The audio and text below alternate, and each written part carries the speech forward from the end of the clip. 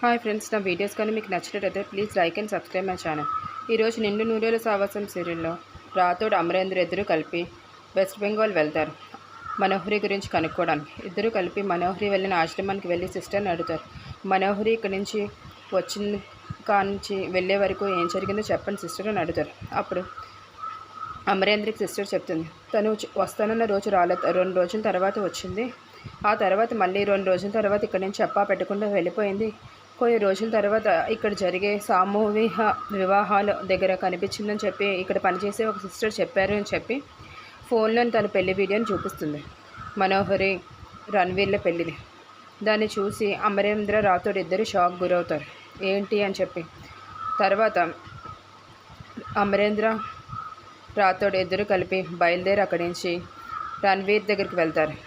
రణ్వీర్ దగ్గరికి వెళ్ళి రణ్వీర్తో మాట్లాడడానికి వాళ్ళ ఇంటికి చేరుకుంటారు. రణ్వీర్ అక్కడ ఫోన్లో మాట్లాడుతూ ఉంటాడు. అమరేంద్రని రాథోడ్ని చూసి ఏంటి వీళ్ళు ఎందుకు వచ్చారు అని చెప్పి ఆలోచిస్తూ ఉంటాడు. అమరేంద్ర రాథోడ్ మటుకు ఏం మాట్లాడకుండా రణ్వీర్ని చూస్తూ ఉండిపోతారు.